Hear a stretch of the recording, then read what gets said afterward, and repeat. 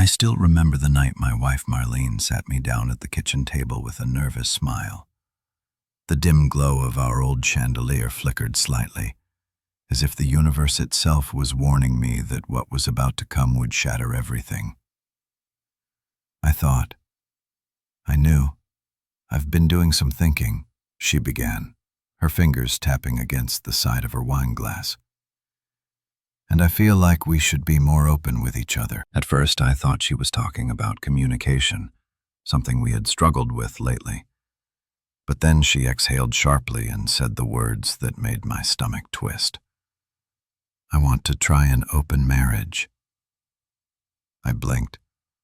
I could feel my heartbeat in my throat. Marlene had always been an independent woman, but this was out of nowhere. We had been married for 8 years. Sure, things had settled into routine, but wasn't that normal? Hadn't we built a life together? Are you serious? I asked, half laughing, half hoping this was some kind of weird joke. Her expression didn't change. She was dead serious. It's just something I've been thinking about. I feel like we got married too young, and I never really explored. I love you, but I don't want to grow old wondering what I missed out on. My hands clenched into fists under the table.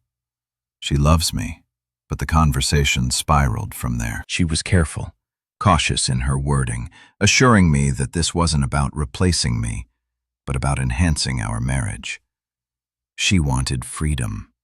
She wanted to see other people, but still come home to me like I was supposed to be okay with that. And maybe I should have walked away right then. Maybe I should have told her no and let that be the end of it. But something inside me snapped. Some dark curiosity, some bitter acceptance. If she wanted to open the door, I was going to walk through it. Fine, I said after a long silence. If that's what you want, let's do it. I didn't raise my voice. I didn't argue. I simply agreed, and the way her face lit up with relief made my stomach churn. She had expected me to fight. Maybe she had wanted me to beg, but I didn't. Instead, I made a decision that would change everything. The moment I agreed, I saw the shift in her. She had gotten what she wanted. Over the next few weeks, she became more distant, but weirdly happier, like a weight had been lifted off her shoulders. And then I did something she didn't expect. I didn't go out looking for some stranger. I didn't scroll through dating apps or seek out a fling.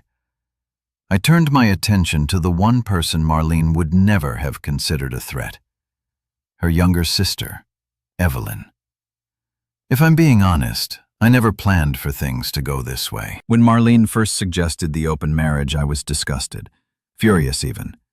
But a part of me wanted to play it cool. If she wanted to explore, fine. I would too. I had no intention of sitting at home while she was out meeting God knows who. I didn't want to be the fool, the guy who waits around hoping his wife will eventually come back to him. At first, I didn't know what my next move should be. Should I go on dating apps? Find someone at work? The idea of throwing myself into the dating scene after being married for years felt exhausting. But then, an opportunity practically landed in my lap. Evelyn had always been around as Marlene's younger sister. She was a constant presence at our house, dropping by for coffee, crashing on our couch when she had a late shift, or just spending time with us. Because she and Marlene were close, or at least they used to be, I never thought much about her. She was just family, someone I'd known for years, someone I never saw that way. But after Marlene's revelation, something changed in me. It was like a switch flipped. I started noticing things I hadn't before. The way Evelyn's laugh was lighter, freer than Marlene's. The way she actually listened when I talked, unlike my wife who had started checking out of our conversations months ago. The way her eyes lingered on me just a little too long when she thought I wasn't looking. It wasn't immediate, but it was inevitable. One night, Marlene was out with a friend. She hadn't even tried to hide it. She got dressed up in a way she hadn't for me in years, spritzed on expensive perfume, and gave me a half-hearted, "Don't wait up." I watched her leave without a word, my hands gripping the armrests of my chair so tightly, my knuckles turned white. An hour later, Evelyn knocked on the door. She had been planning to stay over because of some early morning thing she had in the city. Marlene had told her it was fine. Of course she did. My wife wasn't worried about leaving me alone. She thought she had full control of the situation. That night, everything shifted. Evelyn and I sat on the couch, a movie playing in the background that neither of us were really watching. I could feel her eyes on me, and for the first time I let myself hold her gaze. I let the silence between us stretch thick with something unspoken. She was the first to break it. "You okay?" she asked, her voice softer than usual. "Yeah," I lied. She tilted her head, studying me. "Marlene told me about everything." I swallowed hard.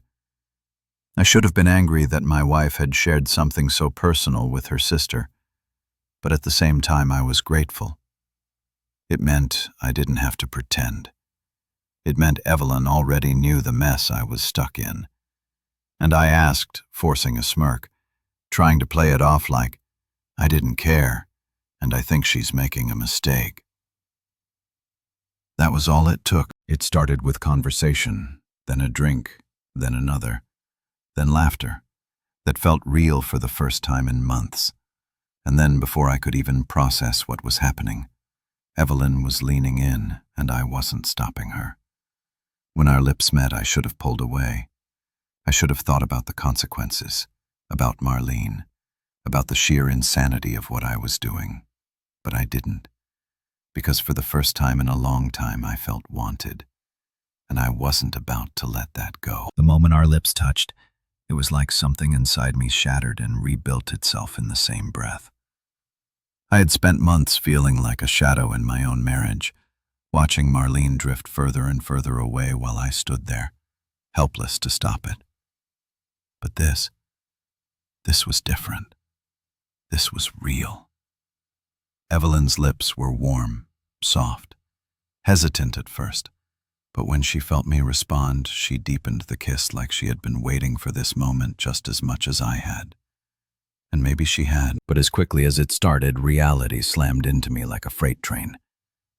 I pulled back, running a hand through my hair, my mind racing with 1,000 thoughts. What the hell am I doing?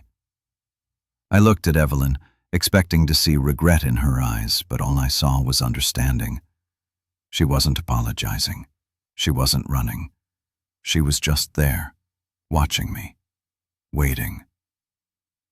I shouldn't have done that, I muttered, shaking my head. Why, she asked, her voice barely above a whisper. I opened my mouth, but no word came out. Why?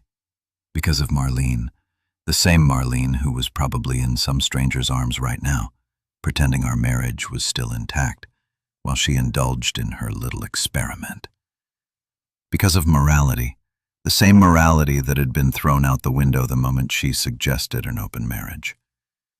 I had nothing, no real reason, just the ghost of the man I used to be clinging to an idea that no longer existed. Evelyn leaned back against the couch, pulling her legs up beneath her. "You're allowed to be happy, you know," she said, watching me with those sharp, perceptive eyes of hers. "You don't have to keep punishing yourself."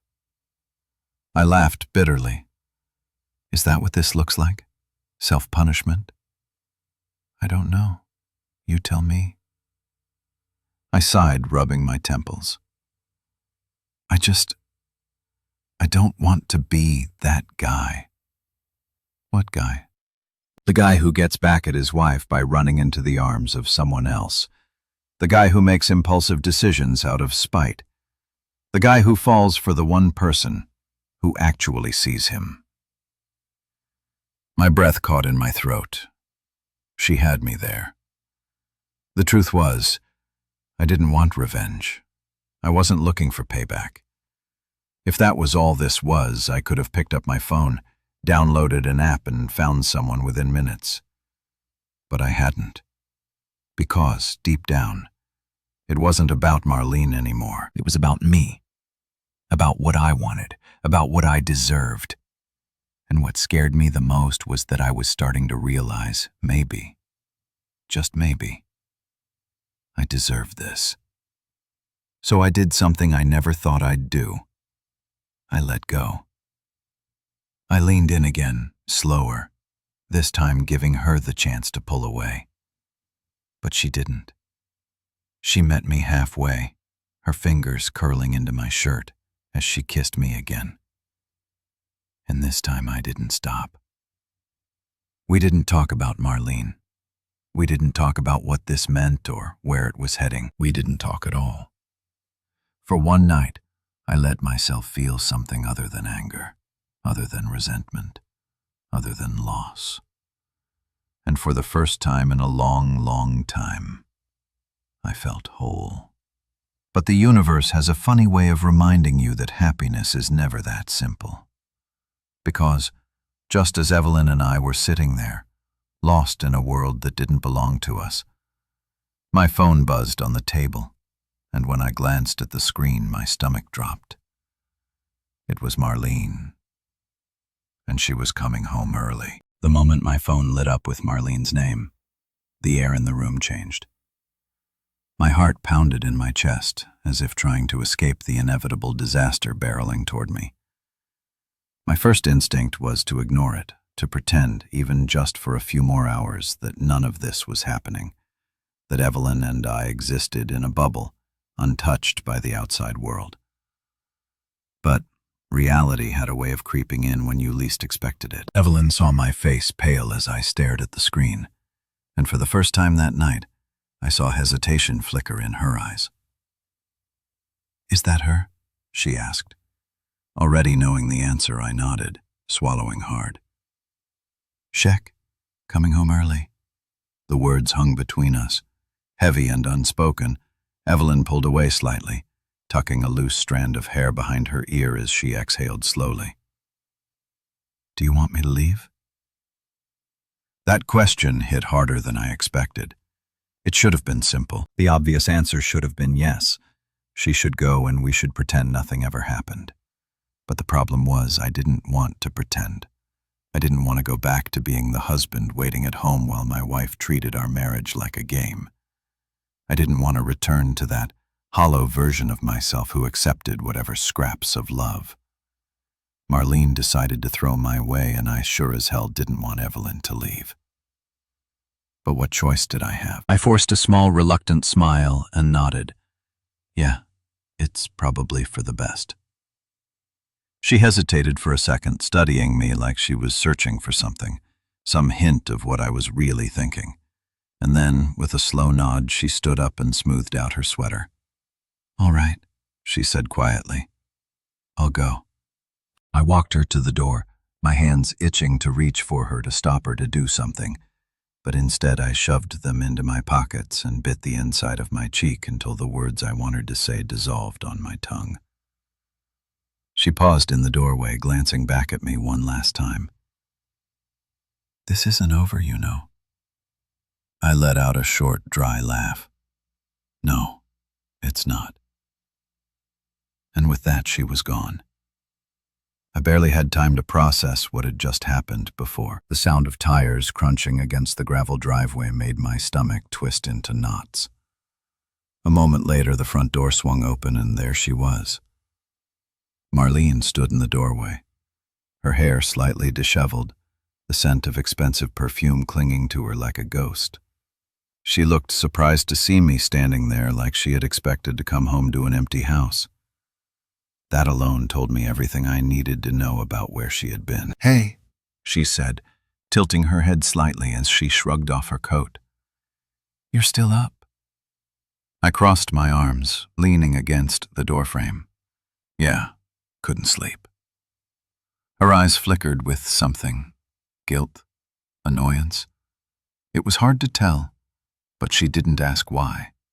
Instead, she walked past me, heading straight for the kitchen like nothing was out of the ordinary, like she hadn't just spent the evening with someone else, while her husband sat at home, drowning in the wreckage of their marriage. I followed her, my pulse pounding in my ears. "How was your night?" I asked, keeping my tone. Even she glanced at me over her shoulder, her expression unreadable. Good. That was. Was it good? Like I was supposed to just accept that and move on. Something inside me snapped. Maybe it was the way she said it so casually, as if she hadn't just shattered everything we built together. Maybe it was the fact that just a few minutes ago, I had been sitting on this very couch with her sister, experiencing something real, for the first time in years. Or maybe it was the fact that in that moment I realized I didn't care anymore. I didn't care where she had been. I didn't care who she had been with, because, for the first time in a long time, I wasn't the one being left behind. "You know," I said, leaning against the counter as I studied her carefully. "I've been thinking a lot about this whole open marriage thing." She turned to face me, curiosity flickering in her eyes.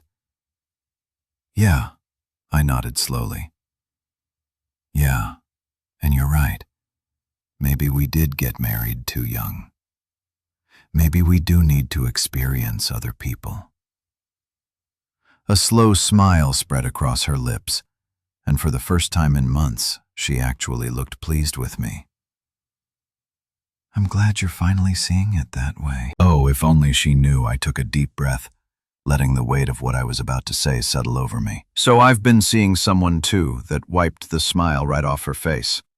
Her posture stiffened slightly, her fingers tightening around the glass of water she had just poured. "Oh," she said, forcing a neutral expression. "I mean, that's the point of this, right? That's good." She was trying so hard to act indifferent, but I could see the cracks forming beneath the surface. The rules had changed. The moment she suggested this open marriage, she had assumed she would be the one in control, that would sit quietly on the sidelines while she indulged in her newfound freedom. But now, the game was different. "Yeah," I said, watching her closely. "She's amazing, younger, full of energy. We just clicked." Her jaw clenched. "And who exactly is this amazing woman?" I let the silence stretch between us, savoring the way her breath hitched just slightly, and then, with a slow, deliberate smirk, I gave her the answer she never saw coming. "You already know her pretty well," I said, my voice dripping with satisfaction. "Evelyn." The room fell into dead silence. Maureen didn't speak. She didn't move. She just stared at me as if her brain was short-circuiting, trying to process the words she had just heard. Her mouth opened slightly, but no sound came out, and in that moment I saw it. The realization, the betrayal, the same betrayal I had felt when she first suggested this nightmare. And for the first time in a long, long time, I felt like I had finally won. The silence between us was suffocating. Marlene's expression went from confusion to horror in a matter of seconds, her lips parting as if to say something, but no words came. I had imagined this moment 100 times in my head, wondered how she'd react if she found out she wasn't the only one enjoying the freedom of our open marriage, but nothing could have prepared me for actually seeing it. The way her eyes widened, the way her fingers gripped the edge of the countertop like she needed to steady herself. It was the first time in a long time that she wasn't the one in control. "You're lying." Her voice was flat, but I could hear the slight tremor beneath it. I leaned against the kitchen island, arms crossed, watching her carefully. "Why would I lie?" I asked, tilting my head slightly. "Isn't this what you wanted? A marriage where we could both experience new things? I thought you'd be happy for me." She blinked rapidly, her face paling. I could almost hear the gears turning in her head as she tried to piece together how this had happened. She probably thought she had full control of this situation, that I would be too broken, too hesitant, too loyal to actually go through with it. but she had underestimated just how far she had pushed me. Her throat bobbed as she swallowed hard. "You're saying you and Evelyn?" I shrugged, enjoying the moment a little too much. "It just happened. You were out, she was here, and we started talking. You know how she is. She actually listens. It's been a while since I've had that." That last part was a direct hit. She flinched like she had just been slapped. For months, I had been nothing more than a background character in my own marriage. Marlene had made sure of that. But now, for the first time, she was forced to see me. Really see me, not as the passive husband who would quietly accept whatever she threw at me, but as someone capable of making choices of his own. She ran a hand through her hair, exhaling sharply. This is insane. She's my sister." "Funny," I said, raising an eyebrow. "You didn't seem to care about us when you started seeing other people." She turned away, gripping the sink like it could somehow ground her. "This is different." Why, I challenged, stepping closer. "Because you don't like the idea of me having options. Because it was supposed to be your game, not mine." She spun back around, her eyes flashing. "Because it's Evelyn, for God's sake. Do you have any idea how messed up that is?" I let out a cold laugh. "And you don't think this whole situation is messed up? You were the one who wanted this, Marine. You were the one who asked for an open marriage. You were the one who decided our vows didn't matter anymore. And now that I've done the same thing, you suddenly have a problem." She opened her mouth, then closed it. She had no argument, no defense, because, deep down, she knew I was right. I watched her struggle to find a response to twist the situation into something that made her the victim. But there was no coming back from this. No excuse that could justify what she had done, while condemning me for doing the exact same thing. Finally, she let out a sharp breath, shaking her head. "I can't believe you did this." I laughed again, but there was no humor in it. "Neither can I admitted, "but you pushed me to it. You made me feel like I didn't matter anymore, like I was just some piece of furniture in your life, something you could push aside whenever it was convenient. And maybe for a while, I let you, but not anymore."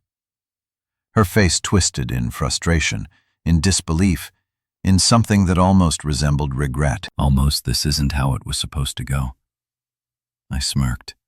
Yeah, well, neither was our marriage. The weight of my words hung in the air between us, and, for the first time in a long time, I saw something in her eyes that I hadn't seen in months. Fear. Not fear of me, but fear of losing control. Fear that the little game she had started had spiraled out of her hands. And it had. I picked up my phone and turned away from her, heading toward the living room. "Where are you going?" she asked, her voice laced with something desperate. "To bed." I said simply, "I've had a long night." And I left her standing there, speechless, staring after me like she had just woken up from a dream and realized it was actually a nightmare. For once, it wasn't my nightmare. It was hers. I barely slept that night, not because I was feeling guilty. No, that ship had sailed the moment Marlene suggested the so-called open marriage. It was because, for the first time in a long time, I felt awake. The fog I'd been living in, the quiet acceptance of being a secondary character in my own life was gone. I wasn't just reacting to Marlene's choices anymore. I had made one of my own, and the best part, she couldn't handle it. I lay in bed staring at the ceiling, waiting. I expected her to come, storming in to demand an explanation, to try to twist this into something that made her the victim. But she didn't. The house was eerily silent. I could almost hear the gears turning in her head as she sat in the other room trying to process the fact that the husband she had taken for granted had just turned the tables on her when I finally did drift off. It was to the image of her wide, stunned eyes the moment she realized she wasn't the only one with options. The next morning, I woke up to the smell of coffee for a split second. I thought maybe things had gone back to normal, that maybe in some twisted way this had all been a bad dream. But then I stepped into the kitchen and saw Marlene sitting at the table, a full cup of coffee in front of her. Mine, not hers. She had made it exactly how I liked it. I narrowed my eyes. "What's this?" She glanced up, her expression carefully neutral. "I made you coffee." I can see that I didn't touch it. Why? She let out a slow breath, stirring her own cup absent-mindedly. I couldn't sleep. I leaned against the counter, crossing my arms. Neither could I. She looked up at me, then really looked at me, for the first time in what felt like years. There was something in her gaze that wasn't indifference, wasn't that distance, detached boredom I had grown so used to. There was something raw, something unsettled. "I didn't expect you to actually do it," she admitted, quietly. I let out a dry laugh. "That makes two of us." She pressed her lips together, staring into her coffee like it held the answers she was searching for. "It was supposed to be different." I raised an eyebrow. "Different? How?" "I don't know," she muttered. I thought it would bring us closer. I thought we would come back to each other. In the end, that was rich." I almost laughed again, but there was something in her voice, something almost desperate. "You thought sleeping with other people would somehow fix our marriage." She flinched at my bluntness. I thought it would remind us why we chose each other in the first place. I shook my head, exhaling slowly. "Marlene, that's not how it works. You don't throw away loyalty and expect love to just come back on its own." She finally met my gaze again, and for the first time in forever I saw it. The regret. It was faint, buried beneath layers of denial, but it was there. "How long has it been going on?" she asked. Suddenly, I tilted my head. "What, you and Evelyn?" She clarified, her voice tight. "How long?" I could have lied. I could have twisted the knife deeper, but I didn't need to. The truth was enough. "Last night." Her eyes widened slightly, but she moosed it quickly. "Just once," I nodded. "Just once." She let out a slow breath, nodding to herself as if trying to make sense of it. "And was it?" She trailed off, unable to finish the sentence. I knew what she was asking. Did it mean anything? Was it just revenge? Was it just a heat-of-the-moment decision? But the answer wasn't simple. I don't know. I admit it, maybe, maybe not. But I do know one thing. She swallowed hard. "What's that?" I stared at her for a long moment, then said the one thing that would shake her to her core. "I don't think I love you anymore." The words hung in the air between us, heavy and irreversible. Her breath hitched. For the first time since this whole mess started, she looked genuinely scared. "You don't mean that," she whispered. I sighed. "Maybe I do, maybe I don't. But you were willing to risk our marriage for this, for some experiment, and now you're upset that I played by the same rules." She shook her head quickly. "That's not, you never thought I'd actually do it." I finished for her, nodding slowly. "Yeah, I figured that out last night." The silence stretched between us again. But this time it wasn't the same. This wasn't the cold, distant silence we had gotten used to. This was something else entirely. Marlene set her cup down with shack hands. "So, what happens now?" That was the million-dollar question, wasn't it? And the scary part was, I didn't know the answer. Not yet. But for the first time in a long time, I was ready to find out. Marlene's question hung in the air between us, heavy and suffocating.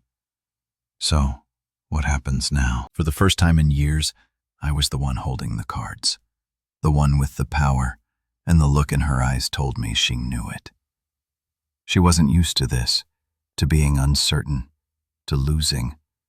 She had been so sure of herself when she first brought up the open marriage, so confident that she had me figured out.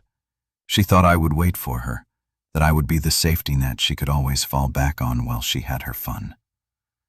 But now she wasn't so sure anymore. I took my time answering, letting the silence stretch, watching as she shifted uncomfortably in her seat. "I don't know, Marlene," I finally said, running a hand through my hair. "You tell me you were the one who wanted this." She opened her mouth, then closed it, her fingers tightening around her coffee cup. I didn't think it would turn out like this." I let a cold chuckle. "No.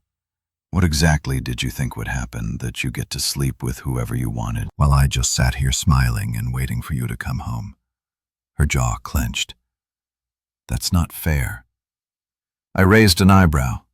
"Fair, Marlene? Nothing about this has been fair. You changed the rules of our marriage without asking me how I felt about it. You didn't care how I felt about it. And now that I've done the same thing, you suddenly want to talk about fairness." She looked away, guilt flashing across her face. I wasn't letting her off that easily. "Did you even stop to think about what this would do to me? Or was I just convenient someone to come home to when you were done having your fun?" She flinched at that. "It wasn't like that." "Then what was it like?" I demanded. Her hands trembled slightly as she set her cup down, staring at it like it held all the answers she suddenly didn't have. "I was scared," she admitted, finally. Scared that we had become too routine, that we were just going through the motions. I didn't want to wake up one day and realize I had wasted my life. I laughed bitterly. "And what about me, Marlene? Did you ever stop to think that? Maybe I felt the same way, that maybe I was scared of losing us. But instead of talking to me, instead of trying, you decided the solution was to break everything apart." She exhaled sharply, shaking her head. "I thought it would make us stronger." That hit me harder than I expected. Because for a split second I saw the truth in her eyes. The fear, the regret, the realization that she had made a mistake she couldn't take back, but it was too late. I leaned against the counter, crossing my arms. "And now, do you still think that she didn't answer?" I sighed, running a hand over my face. "Marlene, I don't know if I can do this anymore." Her head snapped up, panic flashing across her face. "Wait, what does that mean?" I took a deep breath, steadying myself.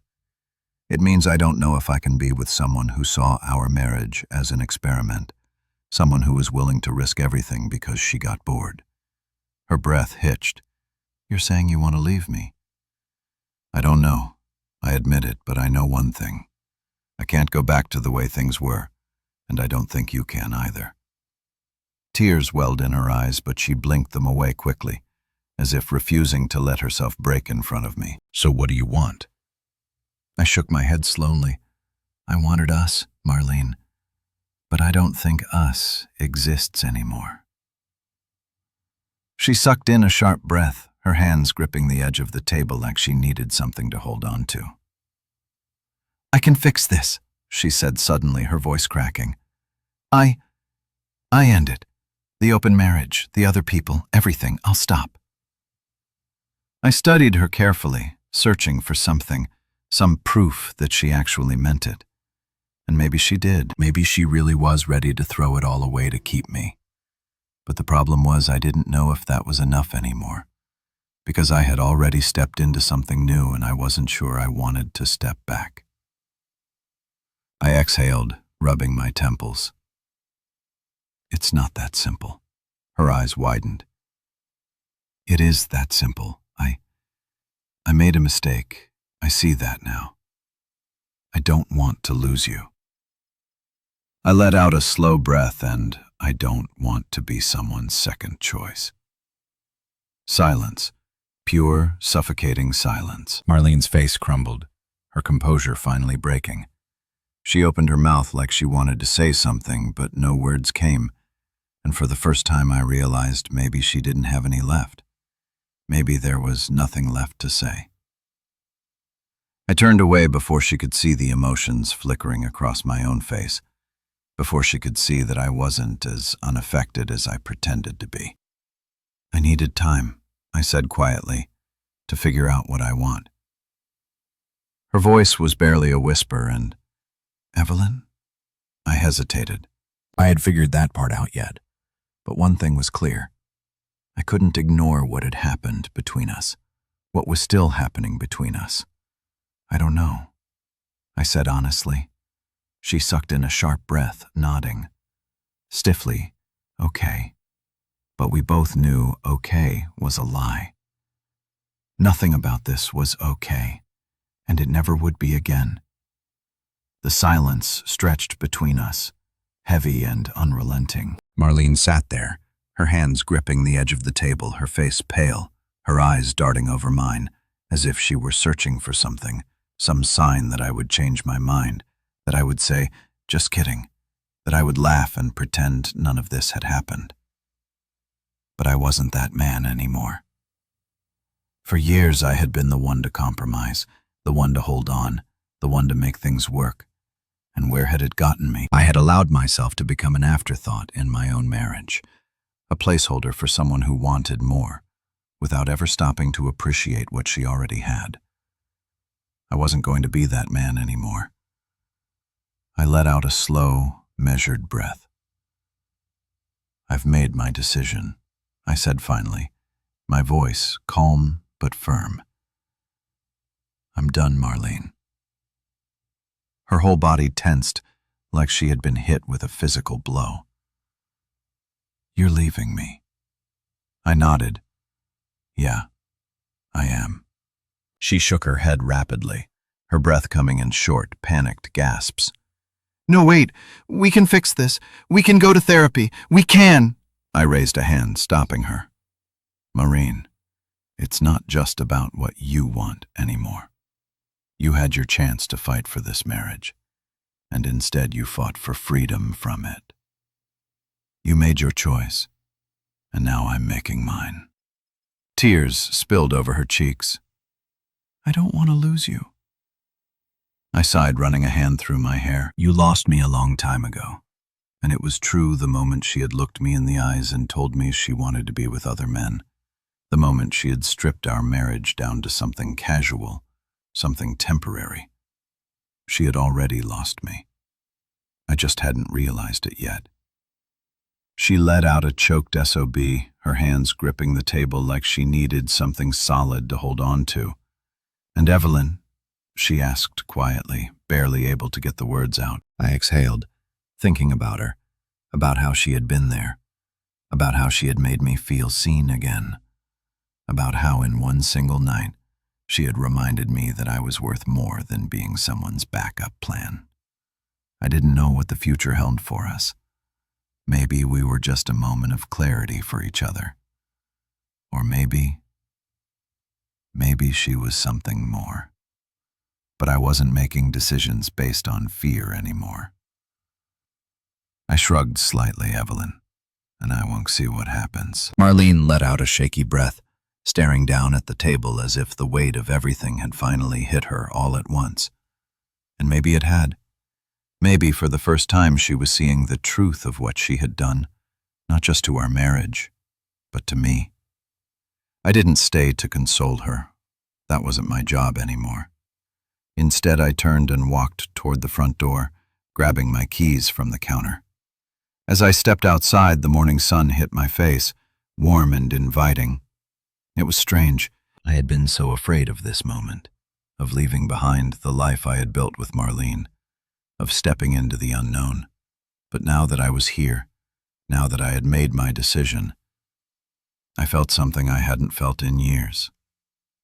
Relief. Freedom.